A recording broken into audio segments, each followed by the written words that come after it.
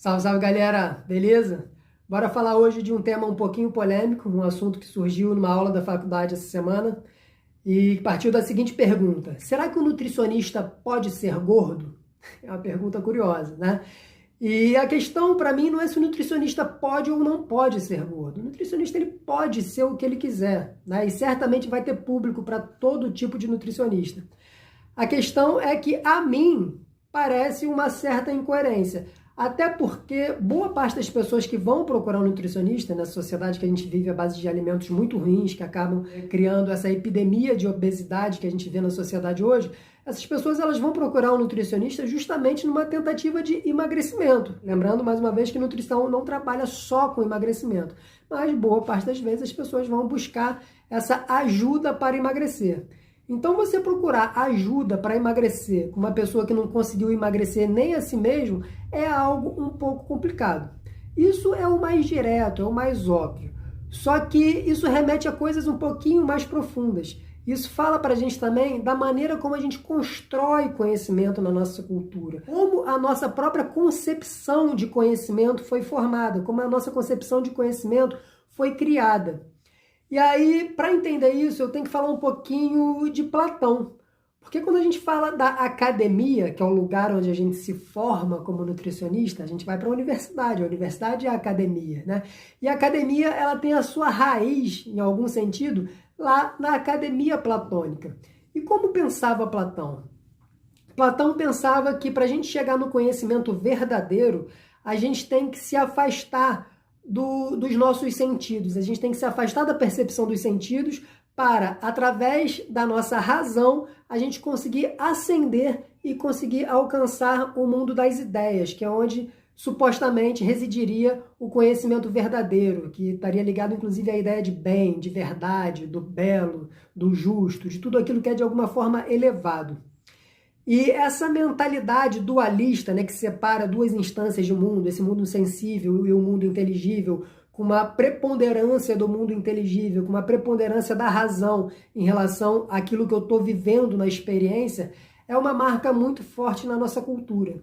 É isso, por exemplo, que faz com que a gente acredite que é possível conhecer algo sem que eu viva algo. Eu posso ser doutor em alguma coisa sem nunca ter experimentado aquilo, porque os meus sentidos eles são enganosos, eles pouco importam. Então, o conhecimento verdadeiro vai ser o conhecimento formado estritamente através da minha razão. Então, eu posso ser gordo e conhecer muito de nutrição. Eu posso estar completamente doente e conhecer muito de saúde. Só que na forma como eu compreendo os processos de conhecimento, eu acho que as coisas não são bem assim. Eu entendo que ser e conhecer são coisas completamente ligadas, completamente entrelaçadas. Eu conheço aquilo que eu sou, aquilo que eu experimento na minha vivência. Não tem como eu conhecer aquilo que eu não vivi. Então, de algum modo, eu diria, né, que é óbvio que as coisas não são exatamente assim. No meu caso, eu diria que além de não procurar um nutricionista gordo, eu preferiria procurar um nutricionista que já foi gordo e emagreceu.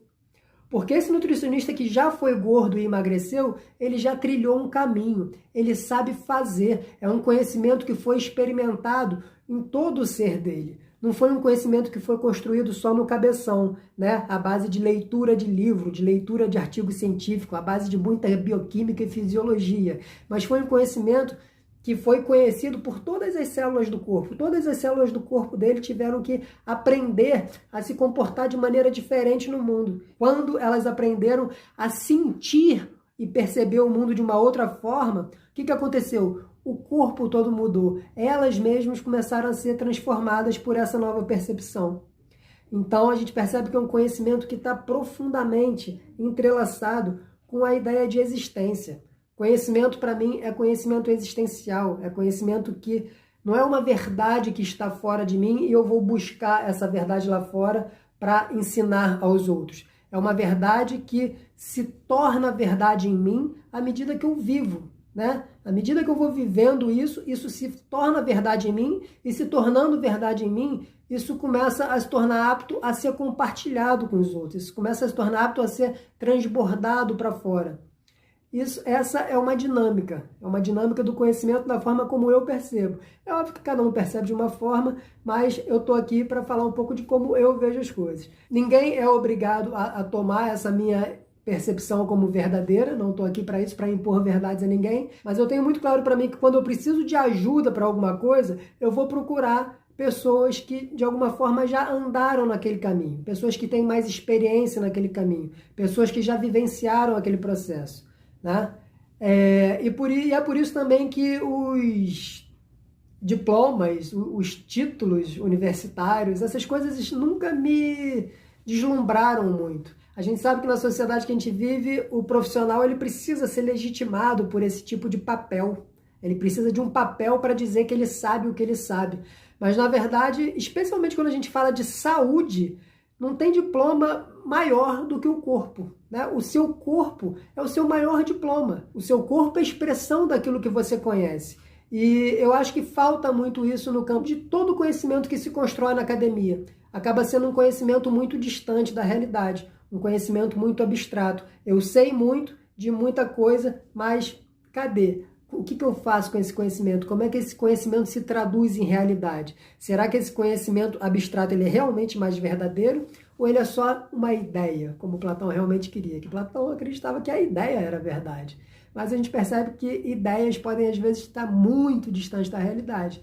E que não há nada mais real do que o nosso próprio corpo. E a obesidade talvez seja, de todas as doenças, a obesidade talvez seja aquela mais gritante, assim, no sentido de não precisar fazer exame, você não precisa de muita coisa. Você bate o olho e vê, olha só, a pessoa está doente. Né? Ela está doente, o diagnóstico é visual. Então, seria muito interessante, eu penso que seria muito interessante para o nutricionista ele vivenciar o caminho de saúde, para a partir de então ele poder compartilhar esse caminho de saúde em tudo que envolve conhecimento na vida. Tranquilidade? Então, fico por aqui e beijo grande no coração de vocês.